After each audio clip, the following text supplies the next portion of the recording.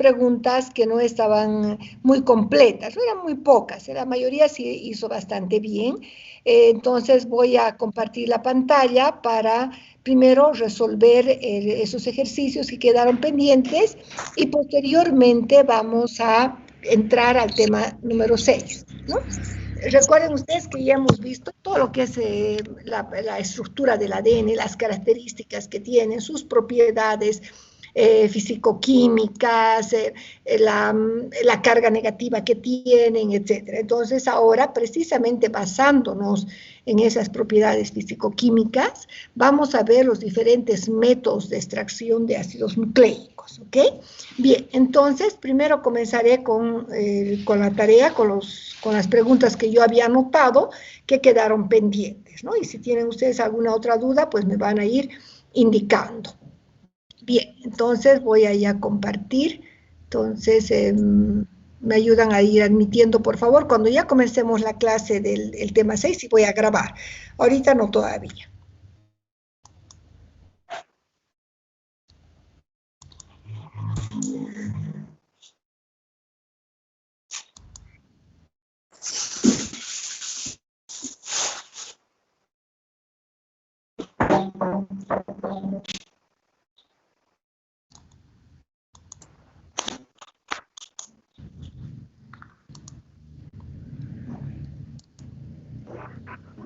Vamos a ver si hay personas que quieren entrar, si vamos a ir admitiendo.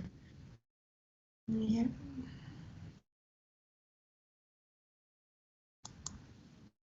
Ya, comenzaremos nomás entonces con esta parte. Entonces ya estamos viendo, todos están viendo el cuestionario, pero solamente las preguntas que yo había notado que no quedaron completas, ¿no? Una de ellas era la pregunta número 7. Voy a ampliar un poco para que ustedes puedan ver de más cerca. La pregunta 7 decía, ¿cuáles son los 3 aspectos que se consideraron importantes para considerar el ADN como material genético? Estos fueron los siguientes. 1, la descripción global de las rutas de transmisión genética. 2, los antecedentes experimentales que demostraron el importante papel de los ácidos nucleicos. Y 3, que se describieron las características generales del genoma eucariota, ¿ya? Estos son los 3 aspectos que se han considerado importantes para indicar que el ADN era el material genético. Luego teníamos la pregunta 38. Lo que yo quiero que ustedes entiendan es la definición molecular. Hay muchas definiciones que están correctas, ¿ya? Pero la que me interesaba era la definición molecular, que dice, define un gen. Un gen es el conjunto de secuencias de DNA de todo tipo, estructurales, que está formada por intrones y exones, y reguladoras, necesarias para codificar productos génicos. Recuerden que los productos génicos son las proteínas y también son los RNAs, RNAs ribosómicos y RNAs de transferencia, ¿verdad? Eso es importante. Bien, entonces estamos ya. Bien, ahora, la pregunta 41 decía, mencione 4 características del ADN procariota. Hay más de 4. Yo he puesto varias, pero hay más, ¿ya? A ver, por ejemplo, una de ellas, la ausencia de un complemento diploide de genes, ¿no es cierto? Porque es un solo cromosoma. Tiene tendencia de presentar genes codificando funciones relacionadas. Esto es acá. Funciones relacionadas agrupadas en unidades policistrónicas. Los genes están organizados en operones. Un operón se considera una unidad de transcripción, ¿ya? Y luego también se caracteriza porque tiene una transcripción policistrónica. En las células eucariotas es monocistrónica, es decir, que el RNA mensajero, cuando se traduzca en las eucariotas, va a dar lugar a una sola proteína. En las procariotas puede dar lugar a varias proteínas. Voy a explicar luego. Luego, pocos nucleótidos separan los genes, en algunos puede haber superposición de genes. Tienen unidades genéticas accesorias en forma de plásmidos. Además, podemos aumentar, tiene elementos genéticos móviles, ¿no? Tiene elementos genéticos móviles como secuencias de inserción y transposones compuestos. Una secuencia de inserción también es un transposón. ¿Ya? O son todas esas características. Aquí podría haberme indicado 4. ¿Ya? Bueno. Luego nos vamos a la pregunta 42. ¿Qué característica tiene el ORI-C? ¿Ya? El ORI-C tiene la siguiente característica. ¿Ya? Es una región que representa el origen de la replicación. Y se sabe que es una zona muy conservada, es decir, parecida entre todas las bacterias. Tiene aproximadamente 245 pares de bases y es muy rica en adenina y timina. ¿Ya? Muy rica en adenina y timina. Eso más vamos a completar. Rica en adenina y timina, ¿no? Porque es un lugar donde puede abrirse con facilidad. ¿Ya? Ahora, la pregunta 47 dice, explique a qué se refiere la transcripción policistrónica y en qué organismo se presenta. Primero indicarles que este tipo de transcripción se presenta en las bacterias, ¿no? ¿Qué significa transcripción policistrónica? Ustedes saben que la transcripción es la síntesis del RNA, ¿ya? Entonces, en este caso se va a transcribir un RNA mensajero, pero que lleva la información para varias proteínas. Por eso se llama policistrónica. Un cistrón representa, digamos, la información de una proteína. En este caso, policistrónica de varias proteínas. Y aquí hay un esquema que he puesto para que puedan entender una imagen, chicos, que igual ya hemos estudiado, pero para que quede un poco más claro para ustedes, ¿ya? Entonces, aquí tenemos, esta es la región estructural de un operón, ¿verdad? De un operón. Entonces, cuando esta región estructural se transcriba, va a llevar la información para 3 proteínas diferentes, ¿no? Entonces, tenemos un RNA mensajero policistrónico. ¿Por qué? Porque está llevando la información para 1, 2 y 3 proteínas. ¿Ya? Por eso es transcripción policistrónica. El RNA mensajero lleva la información para más de una proteína. De tal manera, cuando entre a la traducción, a la síntesis de proteínas, va a dar lugar a 3 proteínas diferentes. ¿Ya? A eso se denomina transcripción policistrónica, que el RNA sintetizado lleva la información para más de una proteína. Bien, ahora, la pregunta 48 decía, ¿cuántos plásmidos puede tener una bacteria? Es muy variable. Puede tener un plásmido, puede tener hasta cientos de plásmidos, pero puede tener no solo un tipo de plásmido, puede tener 2, 3 diferentes tipos de plásmidos y copias, varias copias del mismo plásmido. ¿Ya? Bien, otra pregunta que era importante, la pregunta 49. Dice, ¿qué porcentaje del genoma eucariota corresponde al ADN repetitivo? El 70% es de copia única y el 30% corresponde al ADN repetitivo. ¿Ya? Ahora, de ese 30%, más o menos un 20% es no codificante y un 10% viene a ser codificante. ¿Ya? Muy bien. Ahora, otra pregunta que sí no estuvo bien es, dice, escriba un microsatélite con un motivo de 4 nucleótidos en tándem y 3 bloques de repetición. ¿Qué es un microsatélite? Un microsatélite es un bloque disperso de repeticiones en tándem, ¿no? Bloque disperso de repeticiones en tándem. Y un microsatélite tiene de 2 a 6 nucleótidos, de 2 a 6 nucleótidos, ¿me entiende, no? Aquí he puesto un ejemplo, ¿no? Aquí tenemos, nos pedía un motivo de 4 nucleótidos.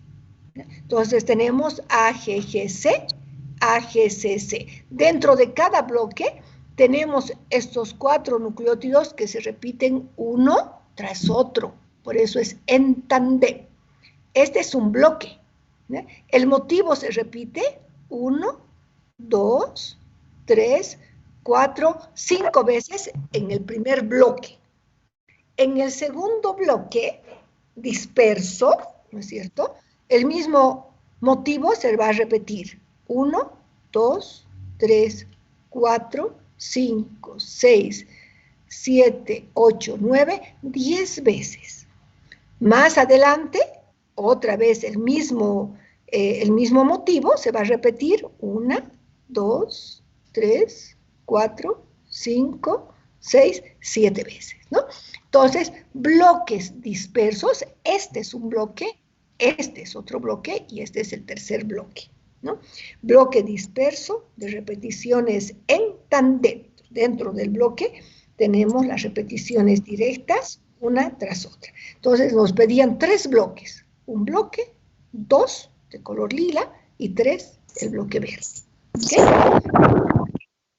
Entonces, muy importante entender el concepto de microsatélite, chicos. Entonces, es una región no codificante, ¿sí? Bloque disperso de repeticiones en tándem. No codificante, pero se consideran marcadores moleculares, porque nos permite estudiar la variabilidad genética en especies de eucariotas, especialmente en plantas y en animales, ¿ya? La pregunta 60 decía, indique la diferencia entre nucleosoma y core del nucleosoma. Lo explicaron, pero tampoco estaba muy claro, y pues recordando nuestra imagen. Este es el core del nucleosoma, este de acá, ¿ya? El core del nucleosoma tiene 146 pares de bases y 8 histonas. Ese es el core del nucleosoma, ¿ya? El nucleosoma completo tiene 200 pares de bases y 9 histonas, que sería este, ¿no? Este es el nucleosoma. 200 pares de bases y 9 histonas. El core es solamente las 8 histonas y, en este caso, 146 a 147, dependiendo de los autores, ¿ya? Bueno, estas eran las preguntas, creo que no hay más, ¿sí? ¿Qué deberíamos? Voy a ver si alguien más quiere entrar, sí, vamos a seguir admitiendo. Bien, esto sería, chicos, para completar el cuestionario, aquellas preguntas que yo había notado que no estaban muy bien respondidas, ¿ok? Bien, entonces, ahora, una vez aclarado esto, Milenka está con su micrófono encendido, por favor, si podría apagarlo. Ya. ¿Alguna duda más, chicos? Bueno.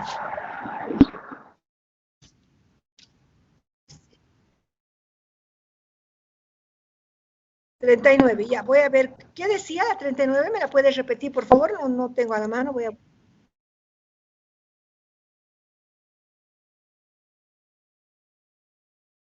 Ya, ya, muy bien.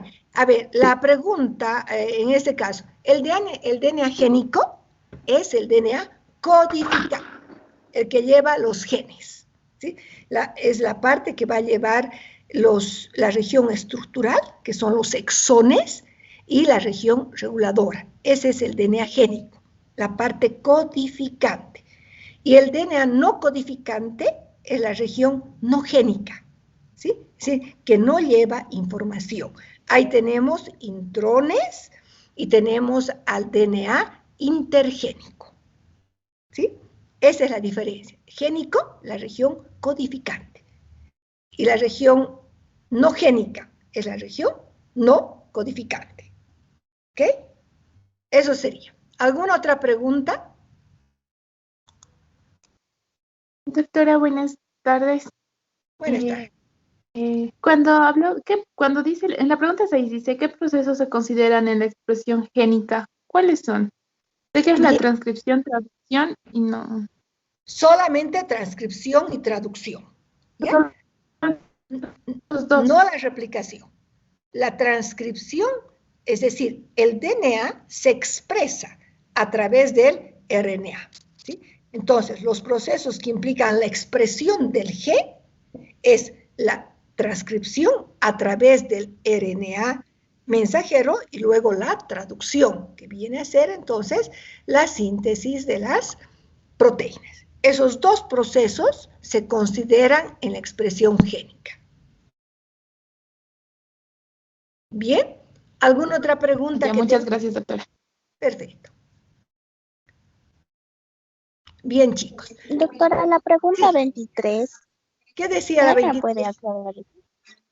El ADN de doble hebra absorbe luz ultravioleta a 260 nanómetros y el ADN simple.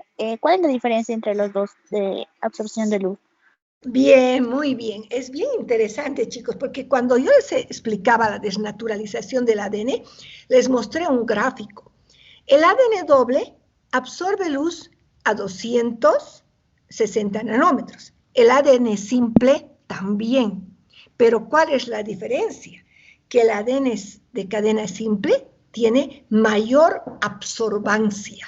Cuando el ADN está como cadena simple, aumenta su absorbancia a 260 nanómetros. Esa es la diferencia, nada más. Por eso es que a medida que el ADN de doble hebra se va desnaturalizando, ¿no? Las dos hebras se van haciendo simples, va aumentando la absorbancia a 260 nanómetros. Entonces, ambos absorben a la misma longitud de onda, pero solo que el ADN de hebra simple tiene mayor absorbancia. Bien, ¿alguna otra pregunta? Muchas gracias, doctora. Está muy bien.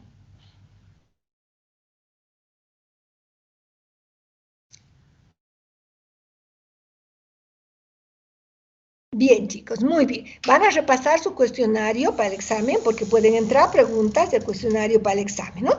De todas maneras, como ya la siguiente semana ya no tenemos avance, pues podemos ir repasando sus preguntas, ¿ok? A medida que ustedes vayan, porque se supone que son clases de, no avance, pero sí de reforzamiento, ¿ya? Yo no entiendo por qué a mí me han puesto la antepenúltima materia, cuando yo les había indicado, bueno, cuando estaba el doctor Dubelín, que yo ya tenía mi materia lista para dar hace una semana atrás, ¿no? Pero ni modo, nos pusieron el antepenúltimo examen. Bueno, no sé por qué. Voy a compartir ahora el tema número 6. Es un tema muy, muy bonito, o sea que ya estamos entrando a ver las técnicas, ¿no? Porque primero vemos los conceptos teóricos y ahora veremos las técnicas. Yo solamente les voy a dar algunas técnicas, porque ahora hay muchas técnicas diferentes, además hay kits.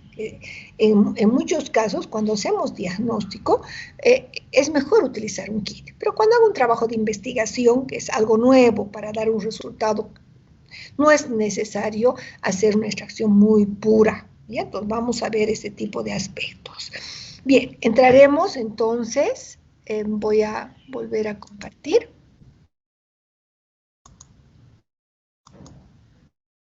Doctorita, buenas tardes. Sí, buenas tardes. Tengo una duda, doctorita. La semana pasada mi grupo no, o sea, no nos preguntó lo del cuestionario. ¿Eso no importa? Importa, pero qué raro. Entonces no he bajado. ¿Quién ha subido el artículo? No, ya no, o sea, ya corrigió eso. María Montoya fue la que subió y ya nos anotó en la lista. Pero he preguntado, María Montoya. Creo que pregunté a alguien, porque...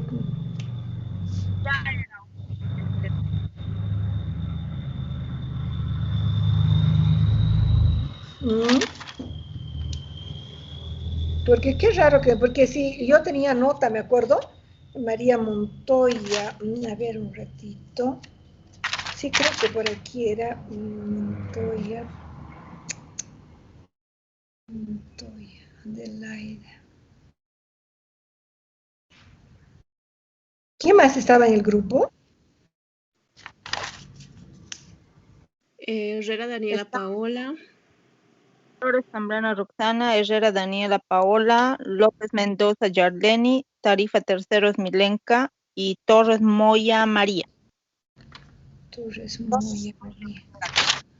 Yo el cuestionario. Nos anotó al último, doctora.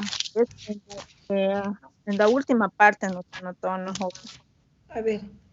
Torres María, sí, no les he preguntado. Ya, les voy a hacer una pregunta. ¿Ya? Para López Milenka. ¿Está Milenka? Les haré una pregunta, ¿sí? No tengo nota, chicos.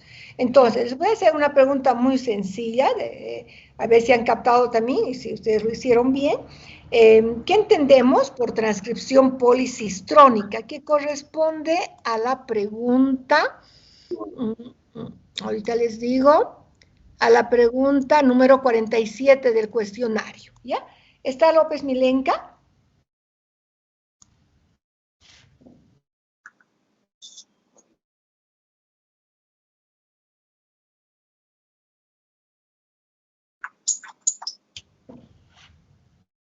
¿Están, chicas? Estaba, doctorita, pero su señal estaba mal. ¿Puedo responderla yo? Ya. ¿Cuál es tu nombre, por favor? Porque ahorita no estoy viendo. Roxana Flores, doctora. Flores ¿Cuál es Zambrana. Roxana? Ya. ¿Cuál sería entonces la respuesta? La respuesta es una transcripción donde el RNA mensajero lleva información para más de una proteína que se encuentra en el organismo, como en la Escherichia coli. Ya, muy bien, en las procariotas. Ya. Voy a hacer una pregunta más, entonces, Roxana. A ver, déjeme ver un segundito. Vamos a hacer otra pregunta. Es la pregunta 60. Era la pregunta 60. ¿Cuál es la diferencia entre nucleosoma y core del nucleosoma? Que yo también acabo de aclarar. El nucleosoma es una estructura que constituye la unidad fundamental de la cromatina que se forma en que es la forma de organización del ADN en las células. Es decir, la unidad básica de repetición de la cromatina eucariota. Y el core o partícula central del nucleosoma, llamado nucleosoma. Core es una estructura nucleoproteica compuesta de 147 pares de bases de DNA que se encuentra enrollado en En las estonas. Ya, está bien, pero te falta.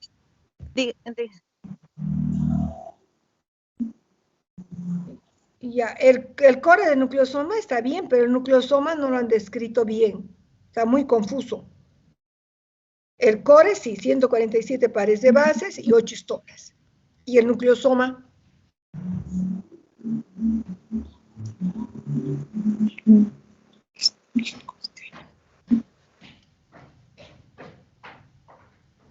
No, sí, nada más.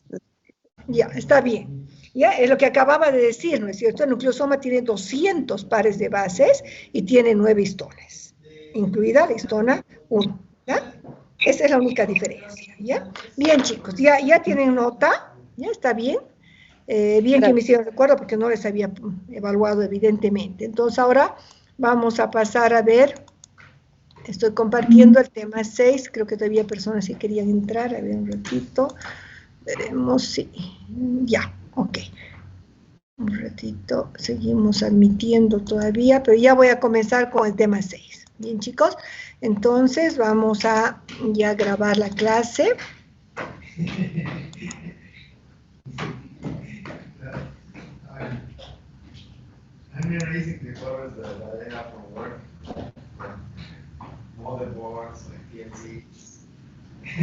Ya, muy bien. Sí, me ayudan a admitir, por favor.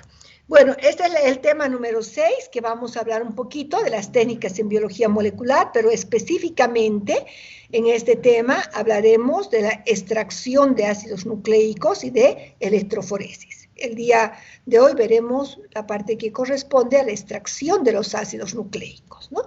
Entonces, para esto vamos a comenzar un poco viendo algunos aspectos, ¿no? Entonces vamos a ver la preparación de muestras, extracción y análisis de ácidos nucleicos. Lo primero que debemos pensar es cómo debemos obtener y realizar la preparación preliminar de las muestras, ¿sí? La muestra celular, nosotros cuando hablamos de la extracción de ADN necesitamos muestras celulares, ¿ya? ¿Por qué? Porque necesitamos extraer los ácidos nucleicos. La muestra celular la podemos obtener a partir de órganos, de tejidos, fluidos biológicos, ¿no? También podemos obtener de parásitos, de cultivos bacterianos, etcétera, ¿no? Eso en función del objetivo, qué tipo de célula estamos utilizando, si se trata de células somáticas o germinales, qué tipo de genoma, si es genoma nuclear o mitocondrial, ¿no? Ahora, algo muy importante, viendo nosotros con qué tipo de, especialmente en caso de muestras humanas, con qué tipo de muestra vamos a tomar, con qué muestra vamos a trabajar, es importante que la preparación preliminar se la realice rápidamente tras la obtención, ¿no? Entonces, hay que, si nosotros tomamos la muestra, hay que procesar lo más rápidamente posible, pero si no puedo, hay que tener la muestra congelada, ¿ya? Siempre en cadena de frío. Entonces hay que procesar lo más rápido. Muchas veces pues tenemos que ir a un centro hospitalario para tomar una muestra y tenemos que llevarla refrigerada hasta nuestro laboratorio donde vamos a proceder a hacer la extracción, por ejemplo, de los ácidos nucleicos. Bien. Aquí vamos a ver un poquito lo que van a hacer un poco un esquema general, ¿no? Un esquema general.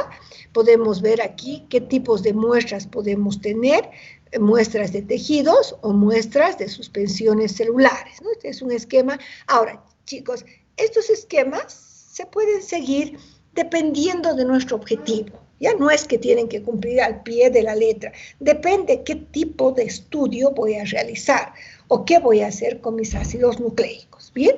Entonces, puedo tener tejidos o puedo tener muestras de suspensiones celulares. A partir de las muestras de tejidos, es importante hacer la disociación del tejido, luego puedo hacer una separación de los tipos de células. Para hacer la separación de los tipos de células, y también voy a usar este procedimiento en las muestras de suspensiones celulares, ¿no? Puedo utilizar centrifugación, centrifugación por afinidad, puedo utilizar partículas magnéticas, ¿no? Como por ejemplo se utilizan perlas de vidrio, puedo utilizar citometría de flujo, ¿no? En algunos casos hay que hacer estudios de viabilidad, en otros no es necesario, ¿ya? Bueno, una vez que hemos disociado el tejido o hemos separado las células, necesitamos hacer la lisis de las células, ¿ya? ¿Para qué hacemos la lisis de las células? Para poder exponer los núcleos y poder luego extraer los ácidos nucleicos, ¿no? Entonces, después de hacer la lisis de las células, puedo hacer un fraccionamiento subcelular si es necesario, o puedo hacer tratamientos adicionales complementarios, ¿no? Utilizando, por ejemplo, inhibidores de nucleasas, puedo hacer tratamiento con proteinasa K, con SDS, ¿para qué? Para luego extraer los ácidos nucleicos, que ya vamos a ver con calma los procedimientos. Este es un esquema general, ¿no? Primero nos vamos por este lado. Después de haber hecho la lisis de las células, puedo hacer un tratamiento adicional, ¿no? Puedo utilizar sales, puedo utilizar también en la lisis, utilizo detergentes, ¿ya? Y para el tratamiento adicional puedo utilizar otras sustancias o también puedo utilizar sales que me van a ayudar en la precipitación. Ahora, la extracción de ácidos nucleicos puedo hacer con disoluciones salinas, o también puedo hacer por fases acuosas inmiscibles, que en realidad esta es la técnica más utilizada cuando hacemos una extracción manual, ¿ya? Utilizamos una mezcla de fenol cloroformo, alcohol isoamílico, por ejemplo, ¿no? Y luego es importante que los ácidos nucleicos, ¿ya?, precipitan con alcoholes, como el etanol absoluto y el isopropanol. Una vez que hemos precipitado, hacemos un lavado, luego se recoge y se debe conservar, que ya les voy a explicar cómo se conserva el ADN. Tienen que saber, ¿ok? Bueno, entonces, en otras partes puedo hacer la extracción del ADN y con ese ADN puedo hacer maravillas, puedo estudiar muchos aspectos, problemas genéticos, metabólicos, diagnósticos, una gran cantidad de aplicaciones, ¿no? También nosotros, después de hacer análisis celular, puedo hacer una extracción directa, por ejemplo, utilizando un kit, ¿no? Y luego de hacer la extracción de ADN, podemos nosotros fragmentar con enzimas de restricción, ¿ya? Puedo fragmentar y puedo hacer luego, guardar ese ADN ya fragmentado, puedo hacer una electroforesis para ver cómo se ha cortado o dónde se ha cortado el ADN, ¿verdad? Luego, después de fragmentar, podemos nosotros ir fraccionando, ¿sí?, los tipos de ácidos nucleicos que podemos tener también, ¿no? Puedo hacer electroforesis para poder separar los ácidos nucleicos de acuerdo al tamaño, ¿no? Entonces, este es un procedimiento muy general de cómo podemos encaminar algunos estudios, ¿ya? Entonces nosotros vamos a ver ahora los pasos más utilizados y dependiendo si es una suspensión celular o si es un tejido, qué procedimiento debemos seguir, ¿ya? Ya les voy a dar las recomendaciones, porque ahora ustedes saben que se ha puesto muy de moda el fundamento de la biología molecular. Imagínense que ahora se ha formado una red de biólogos moleculares, ¿no? El presidente es un doctor de la paz, ¿no? Es bien interesante, se ha formado ya una sociedad de biología molecular. Y recientemente, por toda la importancia que ha tomado durante esta pandemia, la biología molecular como herramienta de diagnóstico. Bueno, si nosotros tenemos muestras de tejidos sólidos, se puede obtener de diferentes fuentes, ¿no? Puede utilizar de biopsias. Entonces, yo hice un trabajo hace unos 4 años de estudiar Helicobacter pylori en biopsias biopsias gástricas, ¿no? Entonces, es muy importante, podemos obtener los tejidos a partir de biopsias. Se debe hacer un lavado con una solución salina, se liberan restos de sangre o grasas, acompañados por lavados, dice, con disolución salina fisiológica fría. Y luego podemos mantener nuestro tejido congelado hasta que podamos realizar el procedimiento de la extracción, ¿ya? Entonces, luego les voy a decir qué hay que hacer con este tejido. Bueno, ejemplos de algunas muestras de tejidos sólidos y qué aplicaciones tendría, ¿no? Podemos nosotros obtener biopsias de tejidos tumorales, podemos estudiar con estos tejidos tumorales marcadores de membrana, podemos ver algunos genes, podemos estudiar receptores, podemos ver la presencia de oncogenes, aquellos genes relacionados con el cáncer, podemos obtener tejido hepático. Es bien interesante porque el tejido hepático es muy rico en ADN. Tiene 15 microgramos por miligramo de tejido. Y con este ADN nosotros podemos estudiar algunas enfermedades metabólicas, ya que ustedes saben que el hígado es pues el laboratorio de nuestro organismo, ¿no? Tejido muscular. El tejido muscular también se utiliza para hacer extracción de ADN. Es muy pobre, tiene 3 microgramos por miligramo y podemos utilizar para ver algunas enzimopatías, ¿no? El tejido intestinal también para enzimopatías, extensiones de piel, es muy pobre en ADN, se tiene 3 microgramos por miligramo, al igual que el tejido muscular. La piel tiene poca cantidad, pero hay otro tejido que tiene menos todavía, ¿no? La raíz de pelo, cantidad mínima de DNA, 0,5 microgramos por raíz. Se utiliza con fines forenses, es difícil de estudiar porque necesitamos la raíz, ¿no? Ustedes han debido ver en algunas películas que les cortan el cabello y dicen, vamos a estudiar su ADN. Imposible. Se necesita la raíz del cabello para poder estudiar el ADN, porque ahí está la célula, ¿no? Si no, no se puede estudiar el ADN. Solamente el cabello en sí son proteínas. Bueno, los huesos, pulpa de los dientes o médula de otros huesos, se estudia, también hay que hacer trituraciones, etcétera, sirve para hacer estudios. Cuando se han utilizado pues en huesos muy antiguos, se puede ver la antigüedad que tiene el ADN, se hace comparaciones, ¿no? Entonces, eso, se puede también extraer ADN de los huesos. De tejidos fijados, muestras anatopatológicas fijadas con formaldehído, también se puede utilizar para poder hacer extracciones de ADN y diferentes tipos de estudios, ¿ya?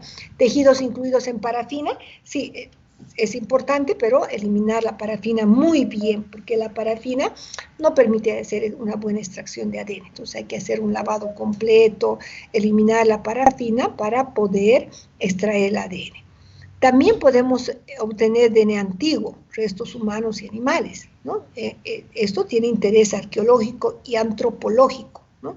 Se puede estudiar el DNA en momias, ¿no? Se puede estudiar y se puede saber qué relación tiene. Esto se utiliza mucho para ver lo que se llama la genética poblacional, ¿no? De dónde viene, digamos, una determinada etnia, cuáles son sus ancestros.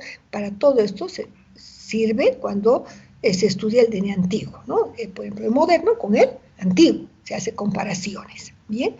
El DNA atrapado. Desde hace millones de años, la resina vegetal ámbar ha mantenido el ADN en perfecto estado. Si ustedes han ido alguna vez a algunos museos, van a ver, en ámbar está un insecto completo, ¿no? Conservado totalmente. Entonces, se podría estudiar ese ADN de ese insecto conservado por millones de años, ¿no? Entonces, podemos utilizar diferentes tipos de tejidos para hacer la extracción de ADN y luego estudiar, ¿no? Estudiar, analizar, pero en función siempre de un objetivo, ¿no? Entonces, hay muchos fines para los cuales utilizamos el ADN. En nuestro campo, especialmente para diagnóstico de enfermedades. Bueno, en el caso de suspensiones celulares, podemos utilizar células embrionarias, ¿no? Para ver si hay problemas genéticos, líquido o flujo amniótico, células de tejido, también sangre fetal, células de sangre, médula ósea adulta, muestras bucales, se puede estudiar el semen, células en cultivo. Todo este tipo corresponde entonces a suspensiones celulares, ¿no? Para esto hay que ir aplicando primero una técnica que nos permita separar los tipos de células, ¿bien? Entonces, ahora muestras celulares de líquidos biológicos extravasculares, líquido cefalorraquídeo, líquidos o derrames serosos, líquido sinovial, también tiene células, también tiene ácidos nucleicos, podemos obtener. Fuera de este tipo de muestras que podemos utilizar cultivos de bacterias, cultivos de parásitos, podemos utilizar muestras biológicas para poder buscar ácidos nucleicos en virus, por ejemplo, ¿no?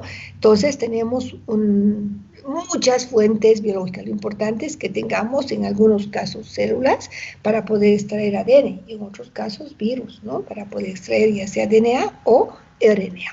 Bien, entonces es un poquito algunas imágenes, podemos, como les había indicado, además cultivos celulares de bacterias, las células embrionarias, pues para hacer un diagnóstico de enfermedades genéticas, ¿no? Para ver que no haya de alguna aberración genética, se puede utilizar. Igualmente el líquido amniótico se utiliza para ver algunas anomalías cromosómicas, ¿no? Entonces en algunos países, cuando las mujeres se embarazan después de los 36 años, normalmente les hacen estudio de líquido amniótico para ver si están bien los cromosomas, si el bebé que se está formando no tiene algún problema genético y después ellos ya deciden, ¿no? Entonces, normal en otros países. Bien, ya les había indicado la sangre, podemos utilizar médula ósea, podemos utilizar muestras bucales y podemos utilizar el semen también cuando, especialmente en utilidades forenses, cuando hay violaciones, etcétera, se puede extraer el ADN para incluso buscar la persona culpable de esa violación, porque muchas veces no se sabe, ¿no? Entonces hay una gran utilidad también en el campo forense, ¿no? Lo que es la genética forense. Bien, entonces en la huella genética y violencia sexual se utiliza este ADN que les había indicado, este ADN en casos de violaciones, pero también cuando se hace estudios de paternidad, no el ADN del semen, ¿no? Sino puede ser de una muestra bucal. Generalmente cuando hacemos test de paternidad podemos utilizar sangre o podemos utilizar también algunas muestras como por ejemplo las muestras bucales, se puede utilizar. Bien, comenzando con el tejido, chicos, vamos a ver los pasos, ¿no? Yo les voy a enseñar el procedimiento manual. Sin embargo, después hay unos kits que ya nos permiten obtener directamente todo el proceso. Pero normalmente la disociación de la muestra tisular hay que hacerla previamente a utilizar el kit, ¿ya? Hay que hacerla. Entonces, para poder hacer la disociación de la muestra tisular, puedo utilizar 3 estrategias, ¿ya? La más utilizada es la fragmentación mecánica, ¿no? Entonces, el tejido que nosotros podemos cortarlo, ¿sí? Yo, por ejemplo, utilizaba un portaobjetos y con un bisturí lo cortaba en pedazos bien pequeños, ¿no? También se lo puede triturar, ¿ya? Se puede trocear, se puede triturar en una disolución buffer, ¿no? Esto para que tengamos una mejor luego acción del tampón de lisis, ¿ya? Luego podemos hacer disgregación química por homogeneización química o la sonicación, que es bastante utilizada, la sonicación, que es una trituración del tejido por ultrasonido, muy utilizado también. Y luego se puede utilizar digestiones enzimáticas, pero normalmente la digestión enzimática la vamos a utilizar después de la fragmentación mecánica, ¿ya?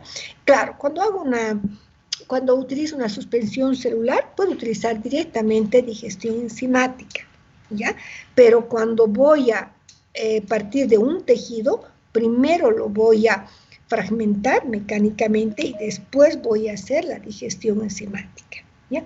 Para esto, las proteínas de la matriz se digieren con proteasas como colagenasas y proteinasa K, pepsina o tripsina. Pero quiero decirles algo, que la proteinasa K es la más utilizada. ¿Por qué? Porque tiene una óptima actividad a los 55 grados y esa es una ventaja, ¿ya? Una ventaja, pues, porque a esta actividad, pues, no van a poder actuar otro tipo de enzimas, ¿no? Tampoco las enzimas bacterianas. Entonces, por eso es importante la temperatura. Bien, ahora, entonces, esto ya hemos visto, entonces, simplemente para hablar un poquito, remarcando que podemos hacer la fragmentación mecánica por corte, troceado y siempre en solución amortiguadora de pH o en una solución fisiológica.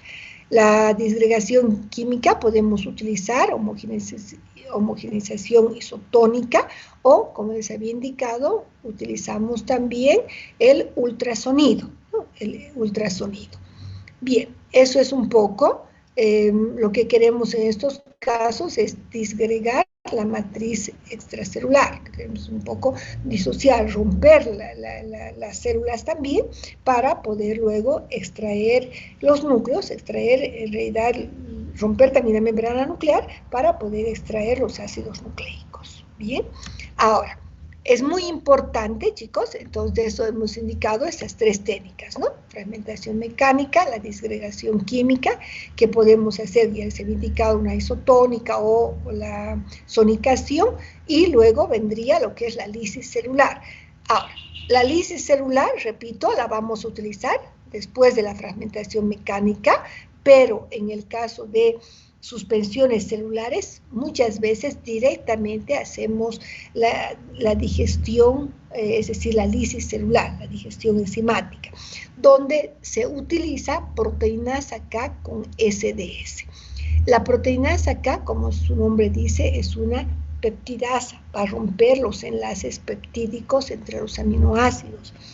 El SDS es un detergente aniónico, que lo que hace es desestructurar, va a producir la desnaturalización de las proteínas, ¿ya? Entonces, al desnaturalizarse las proteínas, pues las membranas también se van a desestabilizar, ¿ya? De esa manera vamos a poder luego hacer la extracción de los ácidos nucleicos, ¿no? Normalmente se utiliza ambas al mismo tiempo, proteinasa K con SDS, ¿ya? Combinando. El SDS desnaturaliza la proteína y la proteinasa K corta la proteína. Bien, entonces este es el tampón de lisis que se conoce, muy importante. Bien, una vez que hemos llevado, nosotros podemos hacer ahora. Habíamos visto que podemos, esto es cuando estamos haciendo ya la digestión, ¿no? Sin embargo, cuando tenemos una suspensión celular, podemos nosotros directamente hacer una separación de células. Les hablo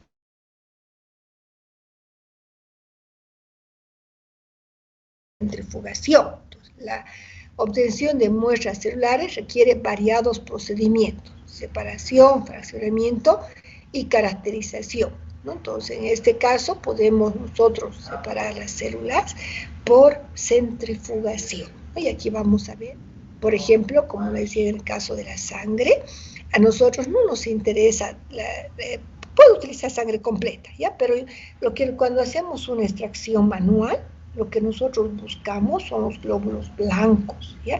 Entonces, ya vienen unos medios especiales, un medio de densidad intermedia. Puedo yo utilizar lo que se llama la sacarosa a diferentes concentraciones, un medio especial también, donde colocamos nuestra muestra y sometemos a un proceso de centrifugación, ¿no? 600 G, que es una medida de la velocidad de centrifugación.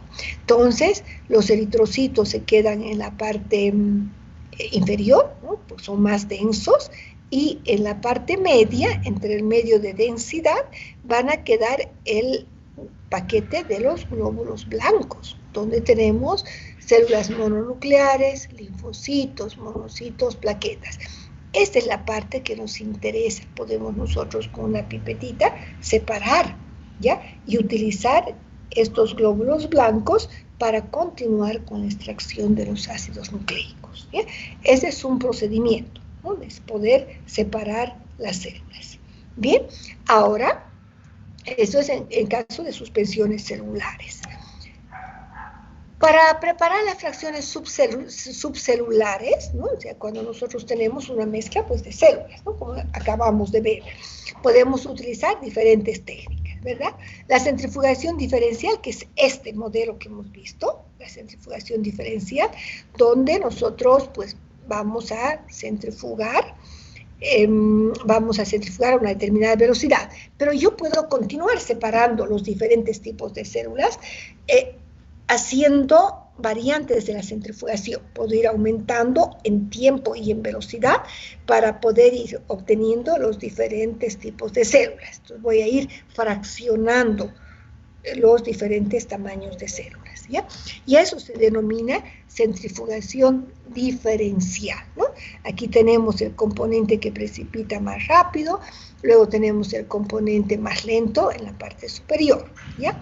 Ahora, esta es una centrifugación diferencial. Si queremos mejorar esta separación, puedo utilizar la centrifugación zonal o velocidad de sedimentación, donde se utiliza un gradiente preformado. Aquí tenemos unos medios que ya vienen preparados, que puede ser con diferente concentración, por ejemplo, de sacarosa, donde va de mayor concentración a menor concentración, un gradiente ya preformado, ¿ya?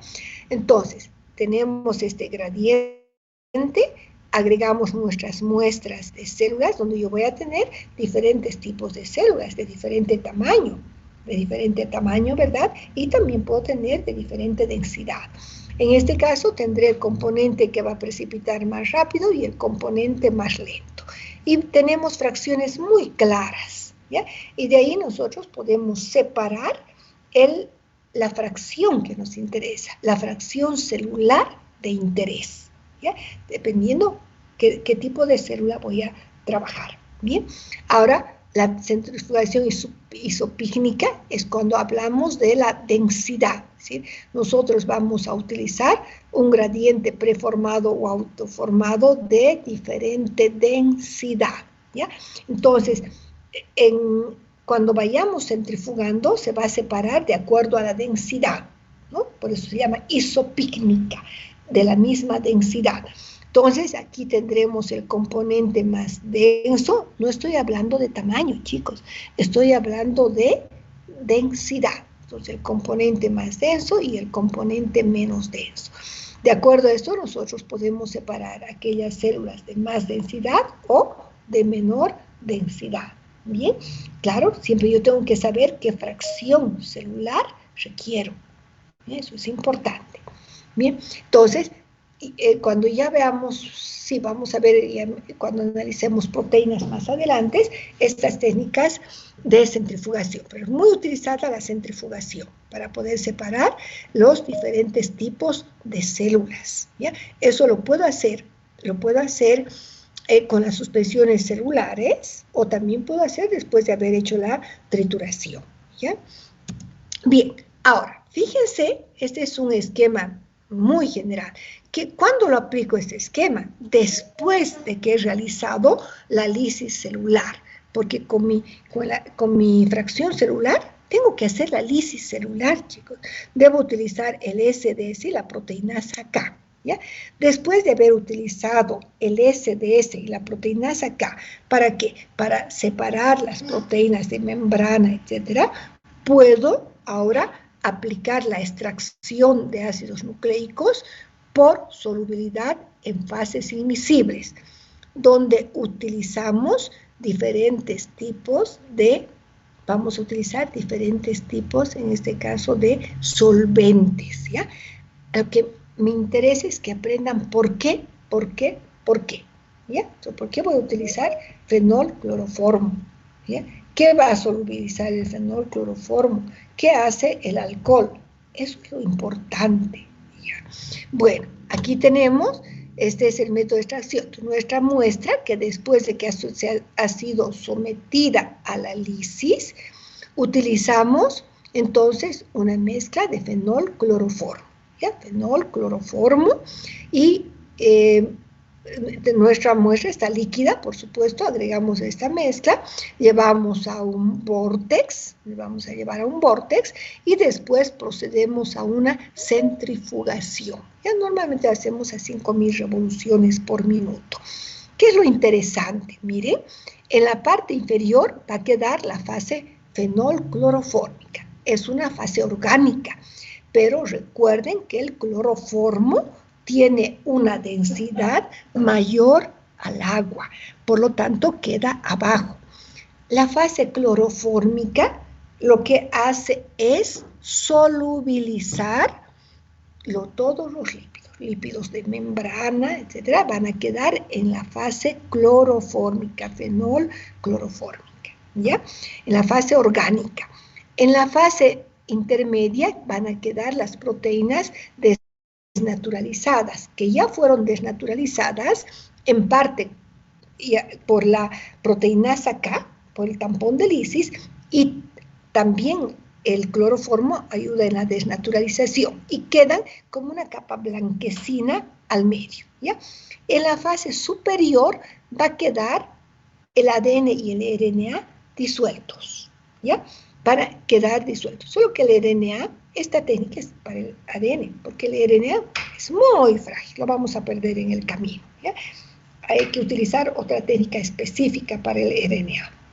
Bueno, entonces, recuerden que el ADN es soluble en agua. ¿Por qué? Porque es un compuesto polar, tiene una carga negativa, se solubiliza en el agua, ¿ya? Entonces, se toma esta fase acuosa y luego lo que hacemos es, se toma la fase acuosa y vamos a precipitar con etanol, ¿ya? Ahora, ¿cómo? En esta parte dice un volumen de etanol. Yo digo 2 volúmenes de etanol, ¿ya? Precipita mejor. Si yo tengo 500 microlitros de mi fase acuosa, debo medir más o menos. Entonces, digo 500 microlitros, 2 volúmenes de etanol absoluto, es decir, un 1000, quería decir un ml, pero voy a decir 1000 microlitros de etanol absoluto, o un volumen de isopropanol, es decir, 500 microlitros de isopropanol. Los alcoholes precipitan las proteínas, entonces hay que dejar que actúe y posteriormente esta técnica de extracción con varilla es muy lenta, no la usamos. Vamos a utilizar la técnica de centrifugación, donde sí, aquí vamos a centrifugar a alta velocidad, ¿ya? Se precipita también a menos, pero lo ideal, si queremos precipitar muy bien, por lo menos a unas 13.000 revoluciones por minuto, donde vamos a tener el precipitado del ADN blanquecino. Se dice es un pellet, es un botón que precipita, ¿no? Entonces se ve un precipitado blanquecino. Bueno, ahora, por otro camino, puedo utilizar, en este caso era fenolcloroformo. También puedo utilizar cloroformo, alcohol isoamílico. O hay otra técnica que dice fenol, cloroformo, alcohol isoamílico. ¿Por qué el alcohol isoamílico? Porque tiene una pequeña ventaja que les voy a explicar, ¿no? En este caso, entonces, tenemos otra vez cloroformo, alcohol isoamílico, llevamos al vórtex unos 30 segundos y a centrifugar. Ahora, ¿qué tenemos? Nuevamente, en la fase clorofórmica, tenemos los lípidos disueltos. Lípidos, estamos hablando de fosfolípidos, estamos hablando de colesterol. En la fase media, en la interfase, proteínas desnaturalizadas. Y en la parte superior tenemos los ácidos nucleicos solubilizados. Pero ¿qué ventaja tiene el alcohol isoamílico? Lo único que ayuda es a que tengamos las fases bien separadas, ¿no? El alcohol isoamílico favorece la separación nítida de las fases. Entonces, muchas técnicas recomiendan utilizar alcohol isoamílico, ¿no? Para que tengamos una buena separación, bien separadita en las fases y podamos separar sin ningún problema la fase acuosa. En la fase acuosa es donde encontramos los ácidos nucleicos. Bueno, nuevamente precipitamos, como les he indicado, con 2 volúmenes de etanol o 1 de isopropanol. No termina aquí, porque después hay que hacer unos lavados, que ya les voy a ir explicando, con etanol al 70%, hay que secar y el ADN siempre se lo conserva solubilizado. Nunca lo guarden sólido, si no, no se va a disolver nunca. Hay que tenerlo solubilizado en agua, calidad biología molecular, ¿no? Agua especial, ultra pura que se llama, agua milicú, es así como se denomina, ¿bien? Entonces, aquí vamos a ver un poquito y les voy a pasar luego un video también muy bonito que he preparado, que bueno, no es mío, ¿no? Sino que para que lo puedan ver. Y vamos a ver, aquí tenemos qué es lo que se requiere, vamos a necesitar pipetas, siempre necesitamos conservar la muestra en hielo, ¿verdad?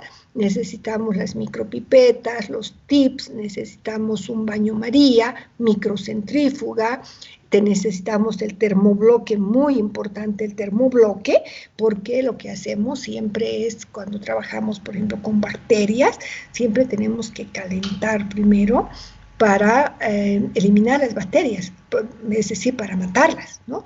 Y en otros casos, pues si yo quiero utilizar la proteinasa K, utilizo a 55 grados y un termobloque me sirve perfectamente, ¿ya? Y los tubos Eppendorf. Bien, entonces, antes de mostrarles esta técnica, yo quiero que veamos un poco el fundamento, por eso quería hacer la clase con Teams, para mostrarles los videos, ¿ya? Entonces, un ratito, espérenme por favor. Aquí tengo dos, ¿dónde está? Ya, aquí tenemos. Este es el fundamento. Son dos que bonitos que les voy a mostrar. Uno que es un laboratorio con fundamento y el otro es un laboratorio virtual que me gusta mucho. Vamos a ver.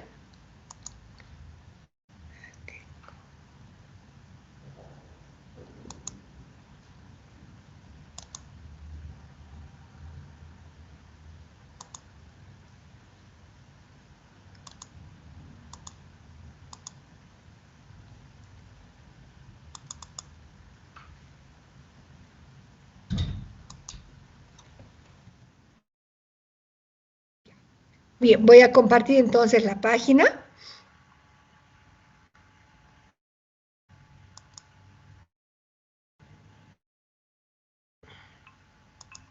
Ya, ahora sí. Vamos a compartir. ¿Dónde estamos? Teams.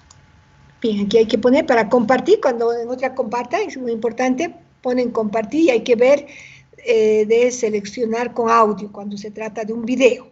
Bien, entonces vamos a equipo de, no, antes. Sí, equipo de sonido. Y vamos a ver el video.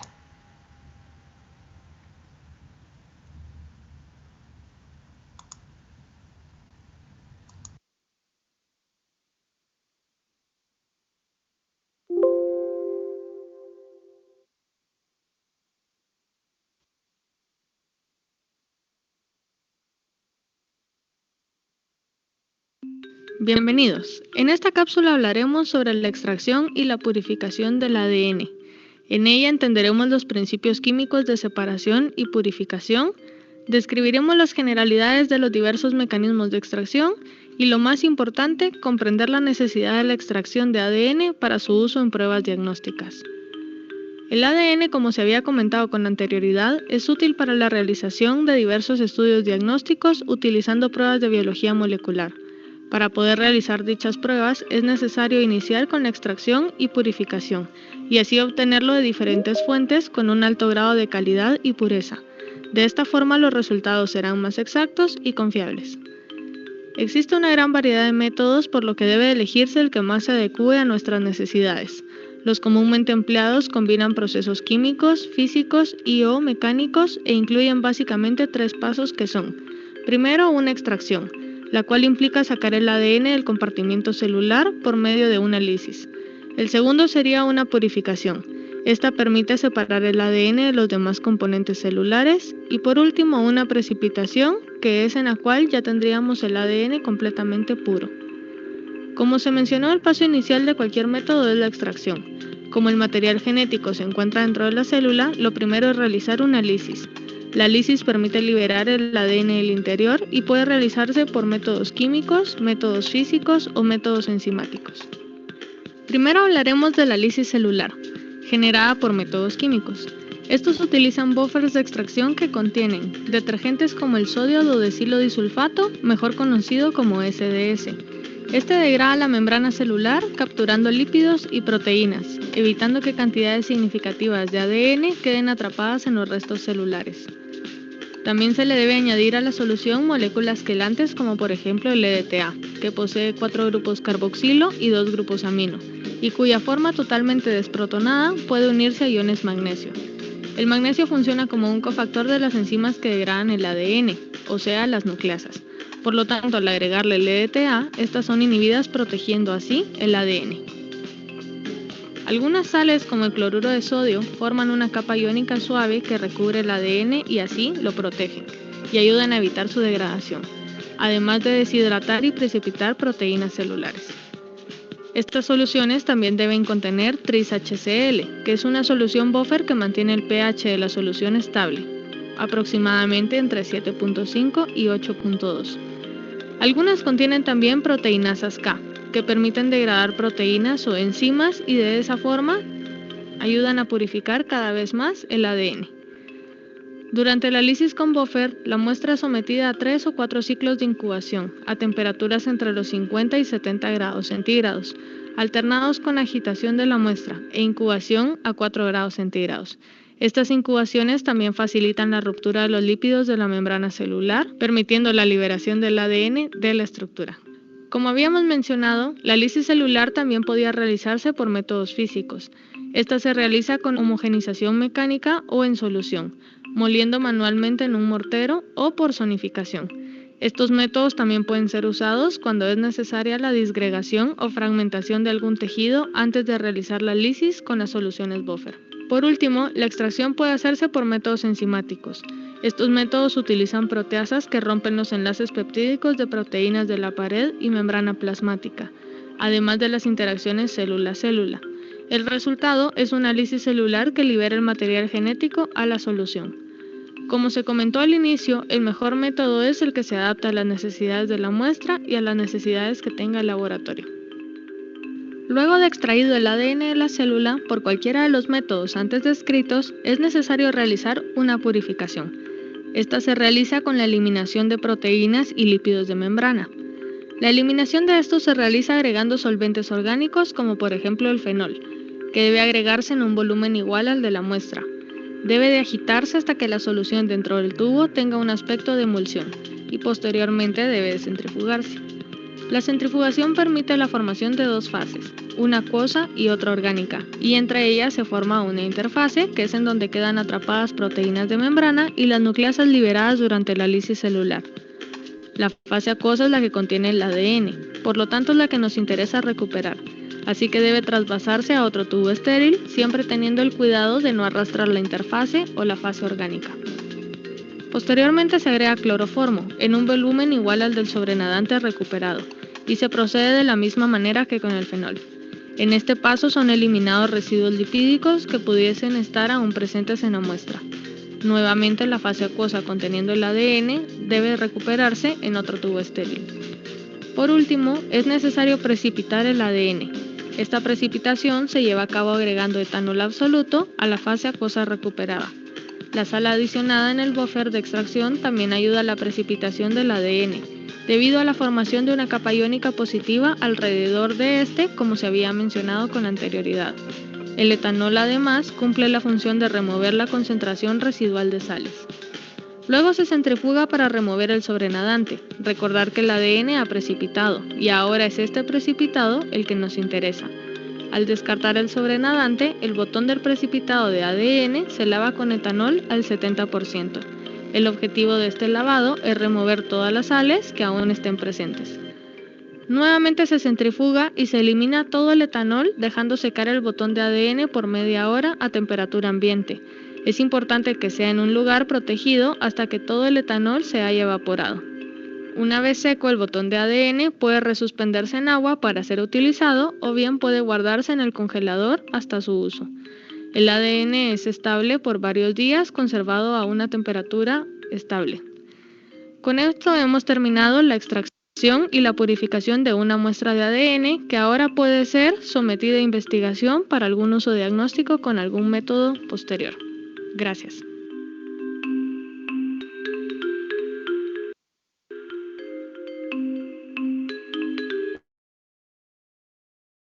Bien, entonces hemos podido ver un método, ese bonito resumen, pero quiero mostrarles otro que es un laboratorio virtual un poco más profundo. Pero está bastante bien para que puedan entender los pasos, ¿no es cierto?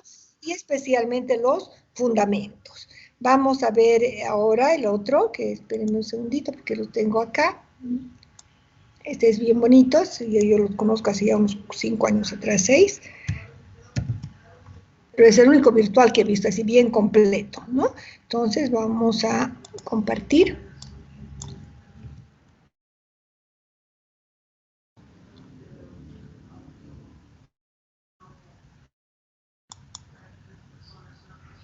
Ya, vamos a compartir nuevamente, chicos.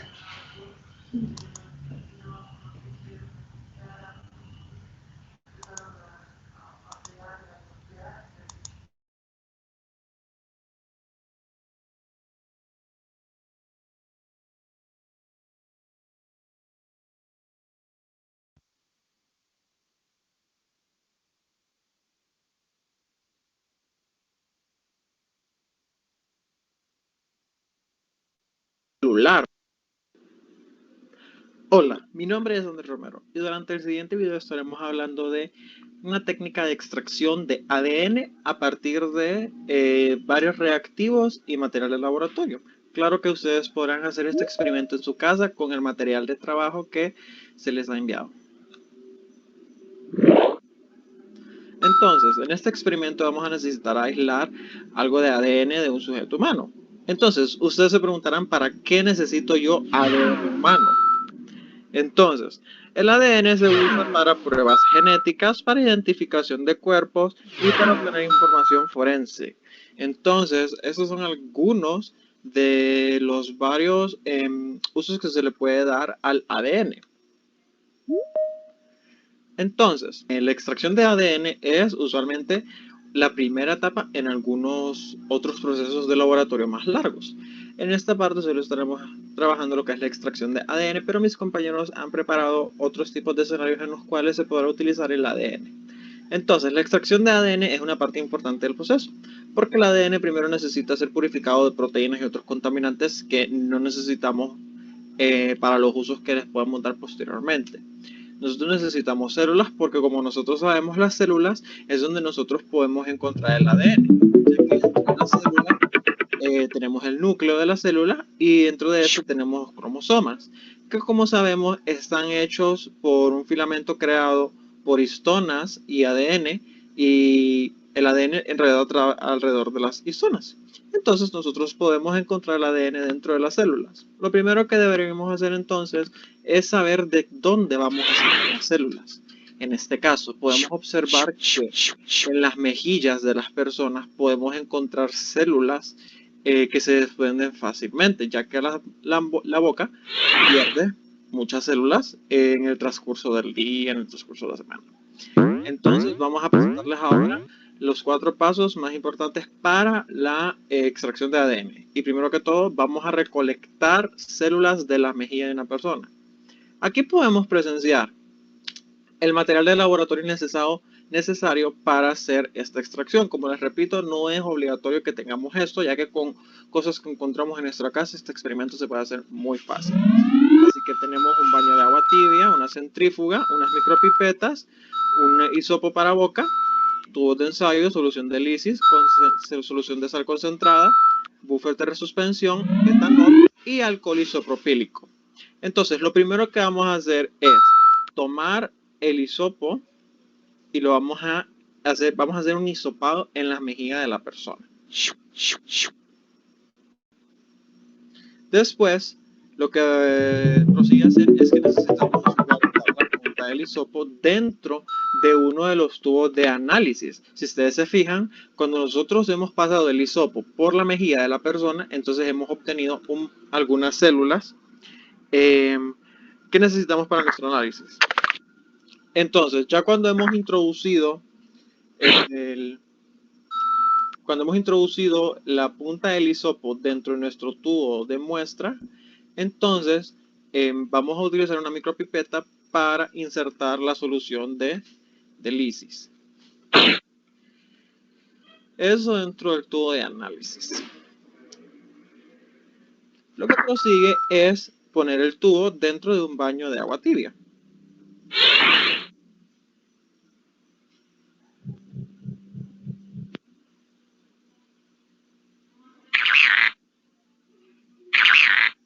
Observemos qué es lo que sucede, ¿verdad? Cuando nosotros introducimos el tubo con las células dentro del agua tibia.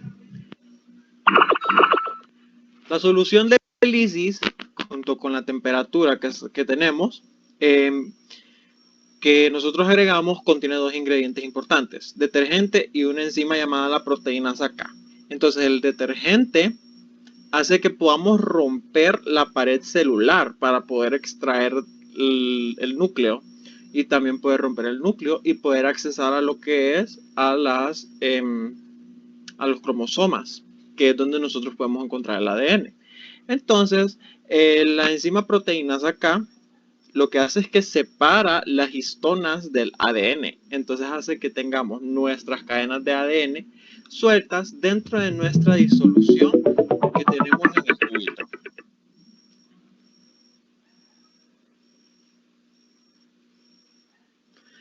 Listo. Después de un tiempo nosotros lo quitamos y vamos a proceder a agregar ahora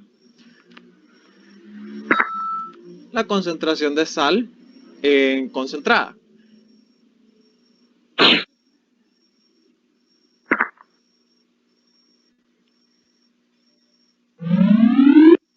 Si hacemos un pequeño acercamiento, vamos a poder notar qué es lo que está sucediendo a nivel microscópico.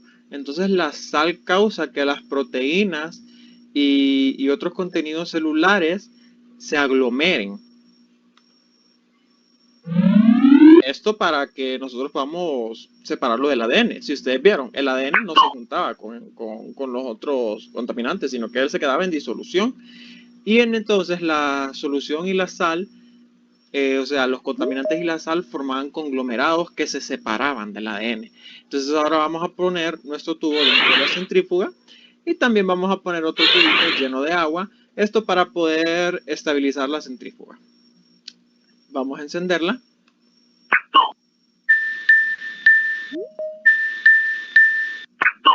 Y ahora vamos a observar después de centrifugar qué es lo que tenemos.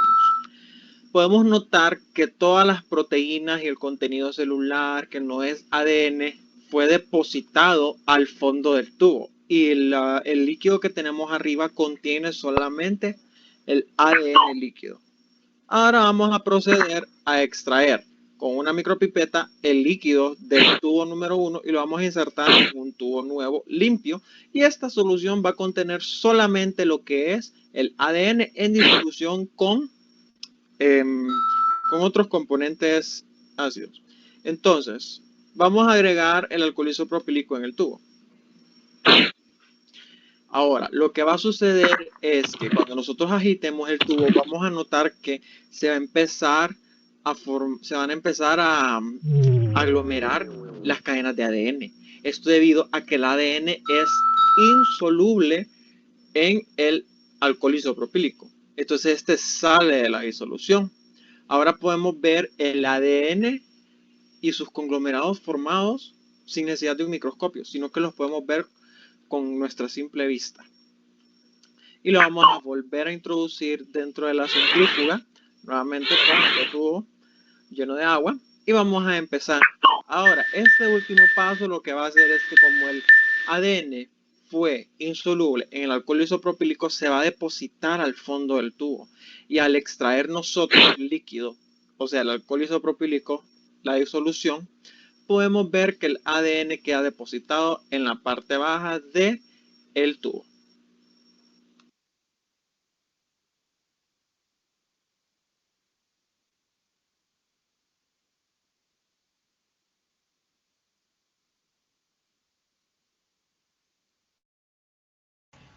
Bien, como han podido ver, chicos, un video muy bonito, ¿no? Muy bien bonito, bien sencillo, donde hemos podido ver los fundamentos de cada uno de los pasos, lo que yo les he explicado de una manera muy teórica, hemos podido ver ya un poco práctico, ¿no? Una cosa es la práctica y otra cosa es siempre pensar cómo es.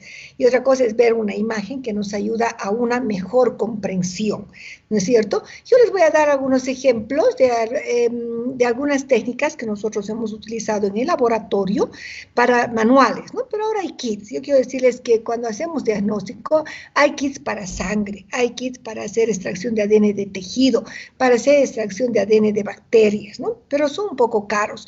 Claro, siempre que trabajamos con ADN hay que gastar, no hay problema, ¿ya? Pero, por ejemplo, para las bacterias, cuando yo sé que tengo un cultivo de Escherichia coli o tengo un cultivo de Acinetobacter baumannii, no necesito hacer una extracción muy pura. Puedo hacer una lisis celular y ya es suficiente, ¿no? Entonces, ahí se ahorra bastante.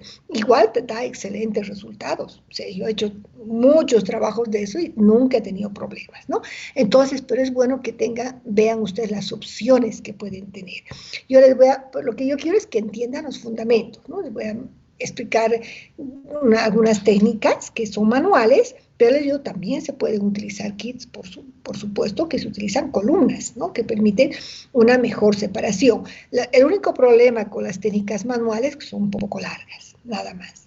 Bien, entonces vamos a terminar de veremos un poco la parte que corresponde a la extracción a partir de sangre, ¿no? Es una técnica muy, muy bonita que hemos utilizado en varias tesis.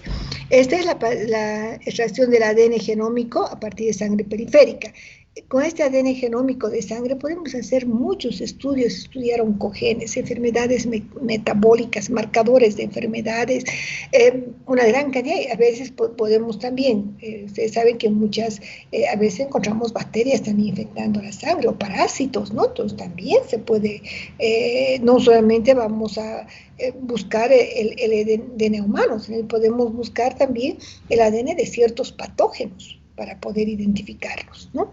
Bueno, en este caso, volviendo a esta técnica que les voy a explicar, tomamos la sangre periférica y lo vamos a utilizar un buffer, que es el tri-CDTA, pero en una mayor concentración, ¿ya? 10 micromolar, que nos va a permitir en este caso, cuando el tri-CDTA se utiliza a alta concentración, va a producir la hemólisis de los glóbulos, la hemólisis de glóbulos rojos, ¿cierto? Lo que hacemos es hemolizar los glóbulos rojos. Entonces, vamos a centrifugar varias veces, en realidad se pone una vez, se toma el sobrenadante, en este caso más bien se elimina el sobrenadante que contiene los glóbulos rojos hemolizados y se vuelve